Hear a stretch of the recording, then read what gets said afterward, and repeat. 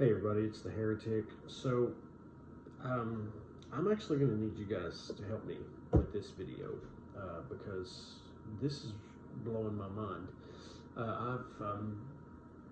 I've been following some of the January 6th committee's crap involving messages sent from politicians to Meadows, and I was familiar with the text that was sent from Fox News hosts and so on and so forth to Meadows, but I hadn't really gotten into it.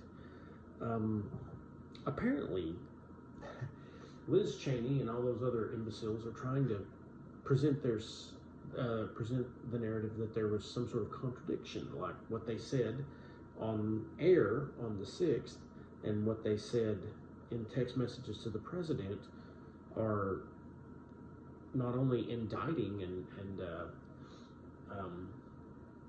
critical of their position, but that they also constituted a hypocritical position, that they were counterindicative of each other.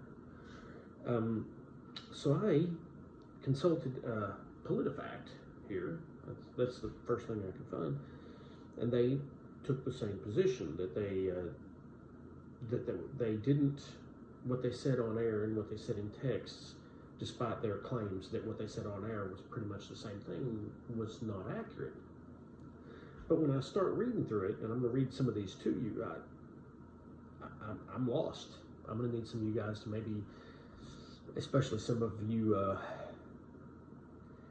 not so appreciative persons of my position, or whatever, some of you people who don't like me, and so on and so forth, to maybe hit the comment section up here and let me know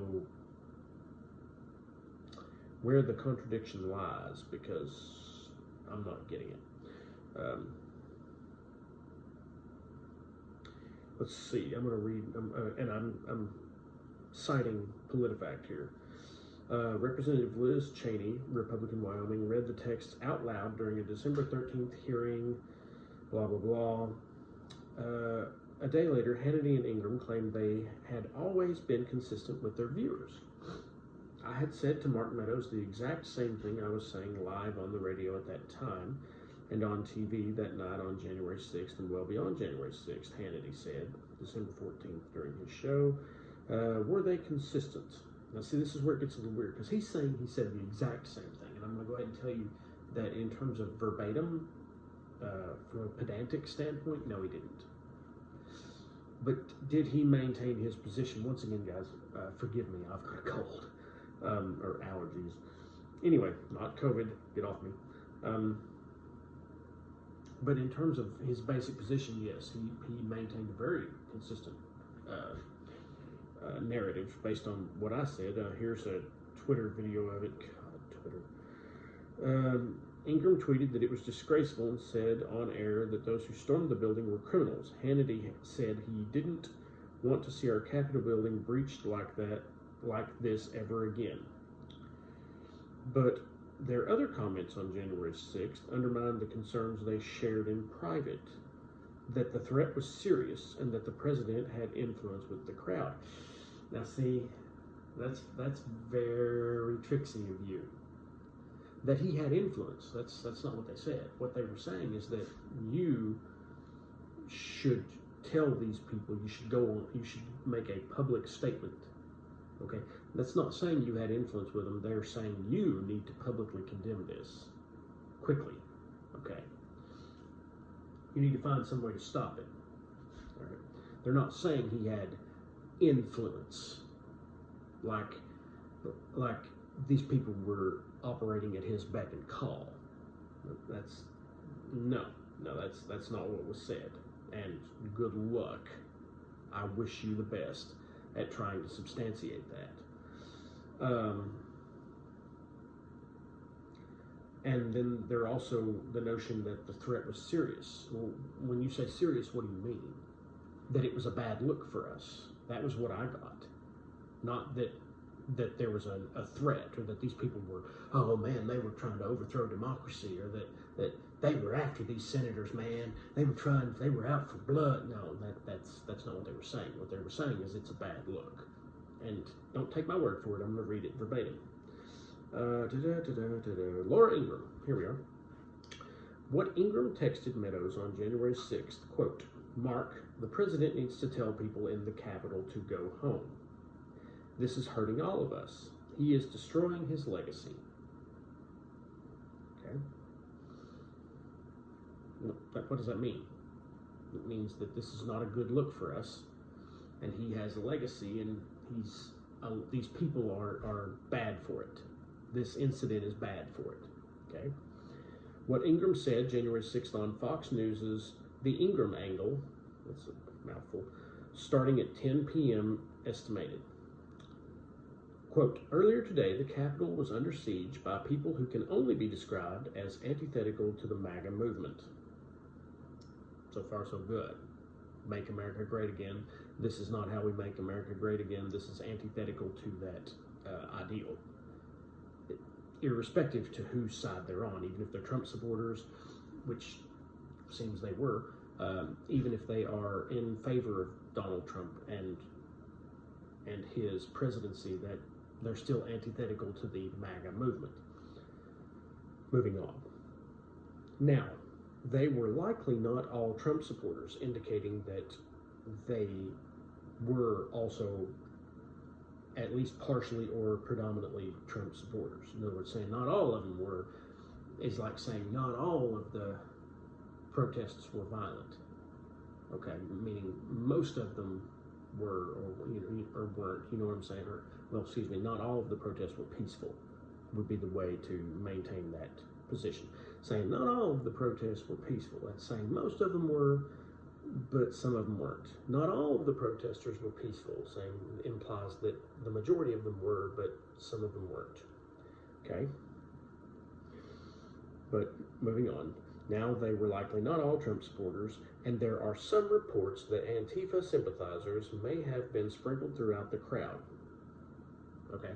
There were reports. That doesn't mean they were, and as I've already stated in other videos, it seems there weren't, and that's far more suspicious than a couple of them having been sprinkled throughout the crowd.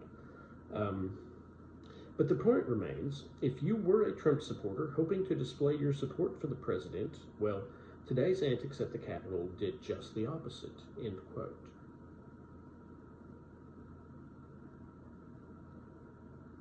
Where's the contradiction? Hold on. This is hurting all of us. Well, today's antics at the Capitol did just the opposite. If you were looking to display your support for the president, this is destroying his legacy. I'm just bouncing back and forth between the two comments here. They seem to support each other. Another statement, quote, "An overwhelming majority of them, 99%, more than 99% had to be, and that's fair. If there were hundreds of thousands of people there, if there were 100,000 people there, and there have been, and 1,000 people went into the Capitol, then that's 1%.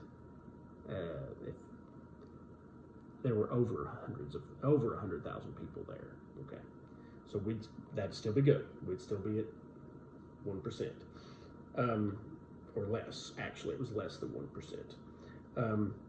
But because of a small contingent of loons, that was on January 6th. She referred to them as loons. These patriots have been unfairly maligned. So the patriots would be the 99% who didn't go in there. In fact, are on video in some instances trying to stop people who were going in and walking back the other way. They were like, nope, we didn't sign up for this. This is stupid. Okay?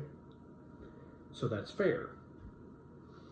And it's certainly not contradictory to, let's see here, these patriots have been unfairly maligned because of a small contingent of loons.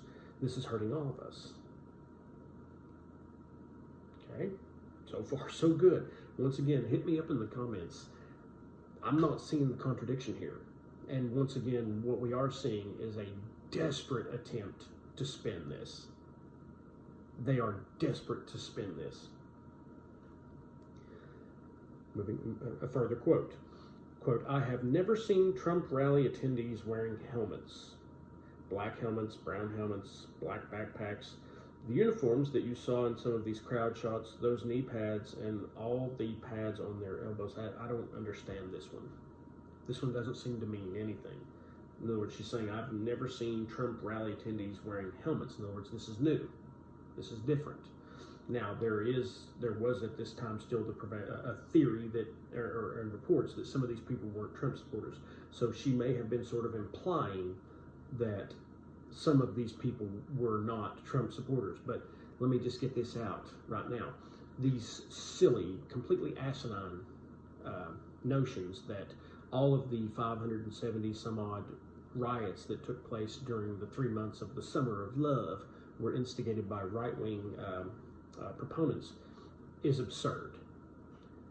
But let's say they were. Let's say the right-wingers kicked some of them off, and there's actually evidence that at least one, in the instance of the George Floyd protests, the AutoZone that was burned down, the umbrella guy, apparently that's true. He was a right-wing white supremacist proponent trying to instigate.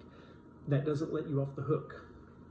And if you've ever seen any of my other videos, I've already taken that position. It doesn't absolve you, okay? You knew whatever he was doing. You didn't just stand there and go, okay, that guy's an idiot. You went, oh, well, I'm going to join in. So even if Antifa had been there, which there's no evidence there was, and as I have stated, to me, that's the most significant piece of evidence of all. But even if Antifa had been there and had instigated the Capitol riot, you still partook. It doesn't absolve you, okay? You still went in. You still broke the law. And you are still culpable. Moving on. And that's basically what so either way, her statement means nothing to the narrative they're attempting to propagate. I don't understand this. Another one. We knew this big crowd was coming, right? We knew they were coming. We knew. Whether Antifa was in there or not, we'll find out more. I don't know why PolitiFact is including this. It's not contradictory at all. In other words, we'll find out more. And even if they were in there, so what? Trump supporters, as she's already acknowledged, were absolutely in there as well. And it's hurting all of us as Trump supporters, as right-wingers.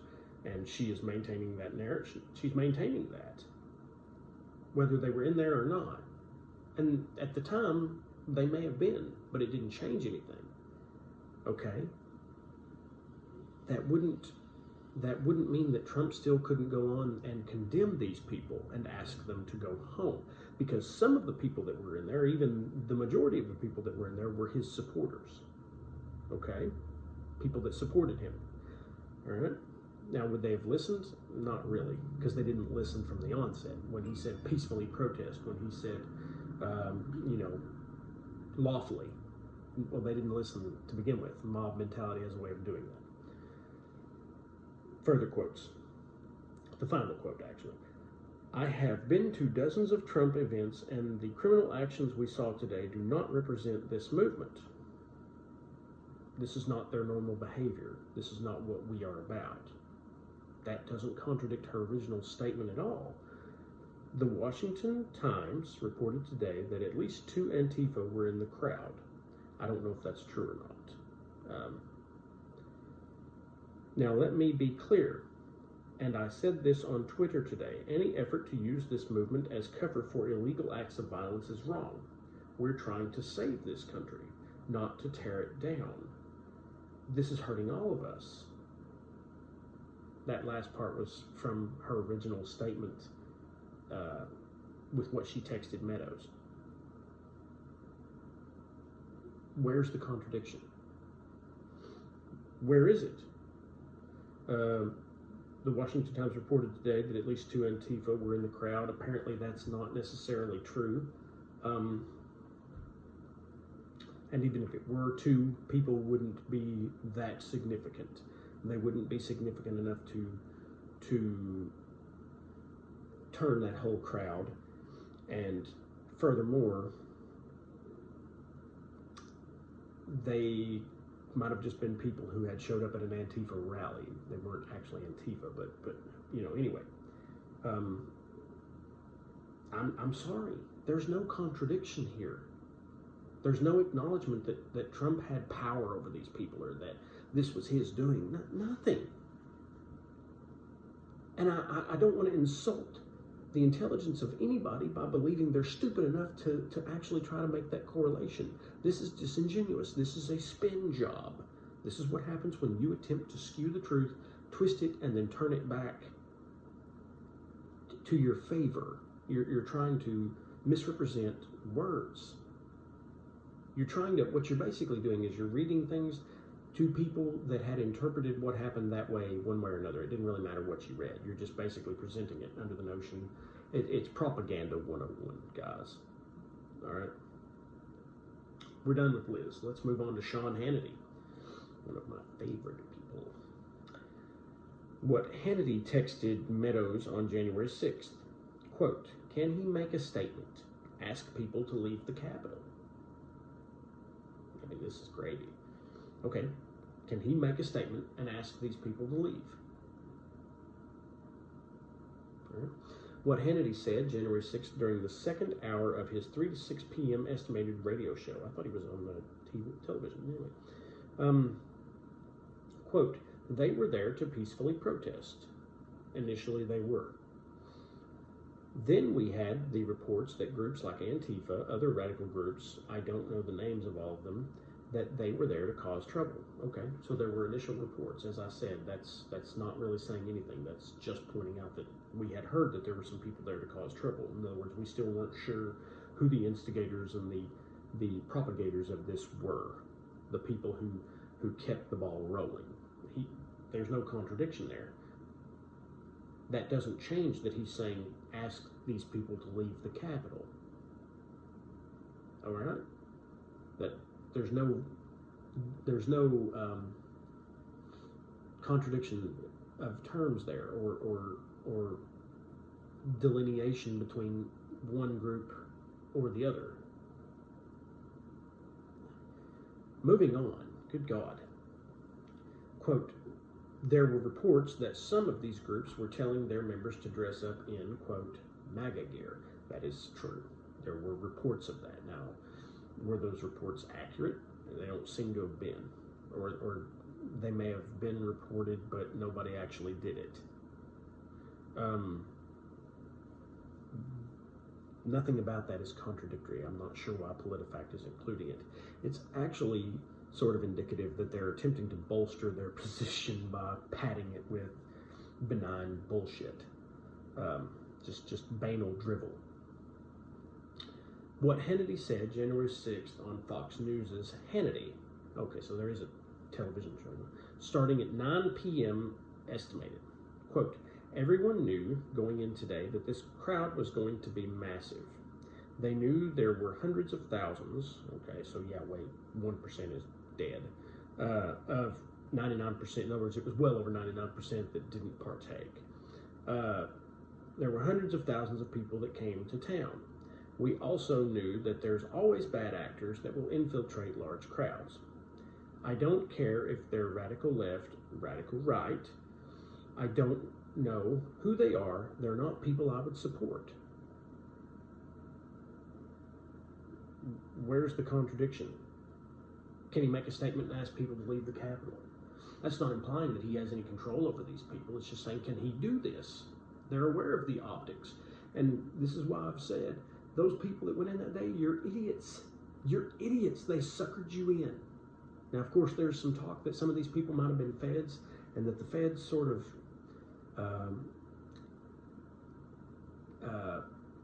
prodded these people in that direction, but right now we don't know that. But where's the contradiction? Maybe okay. And he emphatically said they're not people I would support. Okay. Can he make a statement, ask people to leave the guy? I'm just not seeing it. And because it's not there. Let me go ahead and get ahead of if you've stuck with me through the nearly 20 minutes we've been doing this, it's because it's not there. They're just telling you it's there, and you're going, yeah. I mean, of course, yeah, they clearly contradicted themselves, but when you were forced to articulate it, you'll fail. If this is what they're using, maybe there's something I haven't seen, Maybe there were statements that I haven't found, but this was the first thing that popped up, and this was PolitiFact. I figured they'd be pretty thorough, and if this is it, you don't have shit. Moving on. The overwhelming majority of the people who showed up at the rally in Washington that preceded the riot were peaceful. The 99%, as we say, that's fact, and it doesn't contradict anything he said. Anything.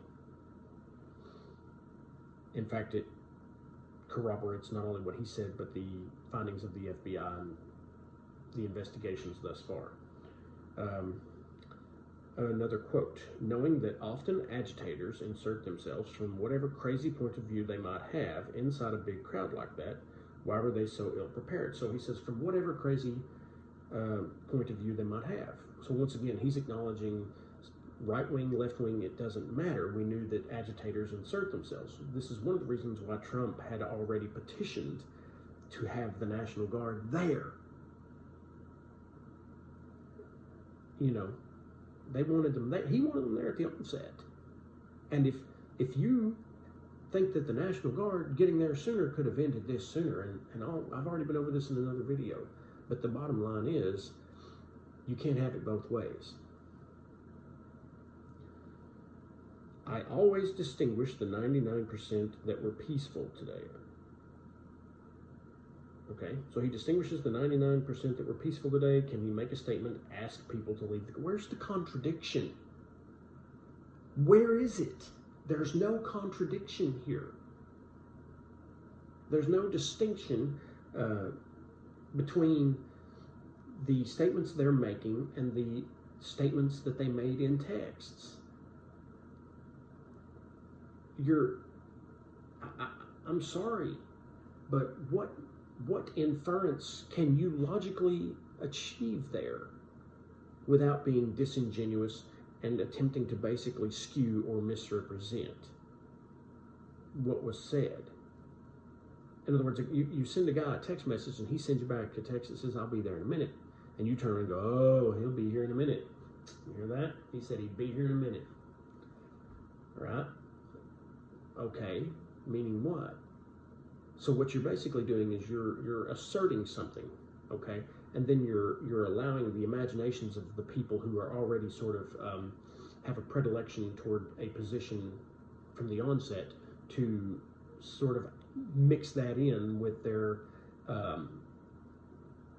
already preconceived notions and come to the conclusion that they had already came to. In other words, they're reading that and going, well, yeah, I mean, that proves it. Well, it proves what? Well, I mean, clearly, no, it didn't matter. It didn't matter. They could have repeated it verbatim and those people would have heard a difference. They would have said, oh, I mean, that's the lunacy of this. And that's all of it. And then they provide their sources. I mean, look, if you can't see this, if you cannot see that these people are, they're twisting the crap out of this. They are trying to spin it. Why? Well, because the midterms are coming up and the economy is a wreck. People are sick of the vaccine mandates and the COVID jackassery and everything else. This is all they've got. They've got to keep you terrified that if these Republicans get in, I mean, you look at what they try to destroy democracy, and I just uploaded a video on how that's total bullcrap. They've got to bring it down on these people. Oh man, and then clearly Fox News, man, they said one thing to them in text, and then they said another to their viewers. Guys, that's propaganda. They're attempting to sow discord. They're attempting to malign the character of these people and cause. It was kind of like when they claimed Hitler had syphilis. It created a distrust of what he was telling you. You thought his mind was gone. So you're like, I don't know if I can depend on what he's saying. That's what they're doing. Well, clearly here they said one thing to you, but they said something completely different to Meadows And what they said to Meadows affirmed our position. It did no such thing. It did no such thing at all. It didn't affirm your position to any degree. Jesus Christ, I wish I could talk to Liz Cheney. I would love to be sitting across from her in their own freaking council hall and having this conversation with her. Because I don't think, surely she's not that stupid. She's just disingenuous. These people are just disingenuous.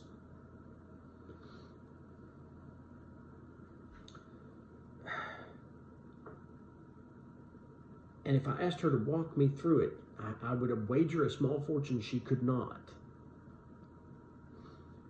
They are lying to you. Not so much lying as they are presenting things in an ambiguous manner designed to facilitate you connecting what they're saying to your own conclusions in your own way.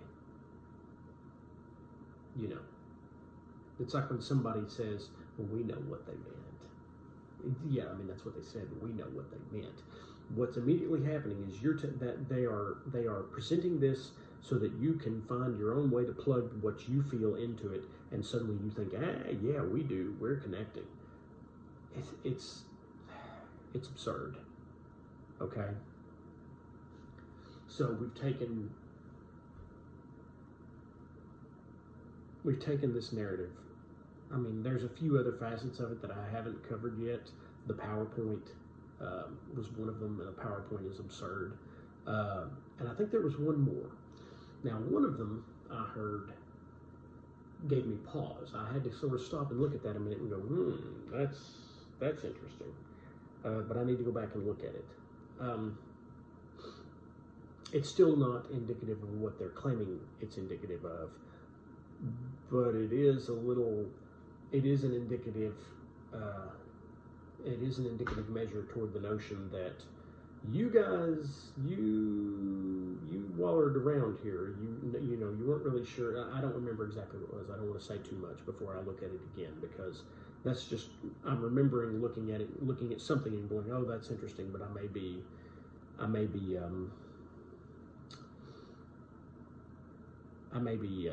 misremembering what I saw and what the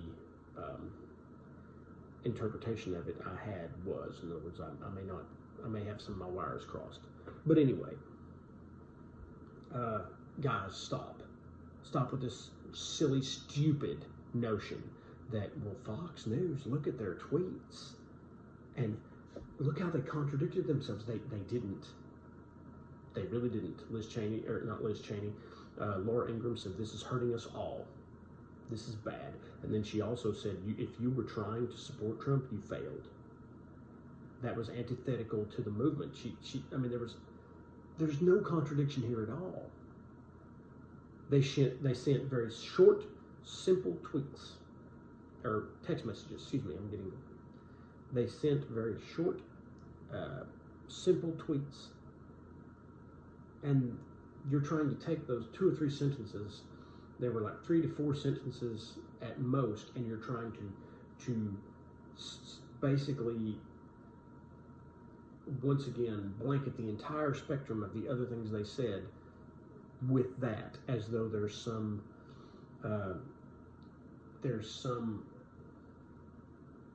failure to connect the two. In other words, as though the one did not substantiate the other, and it's total crap. Stop. Just stop.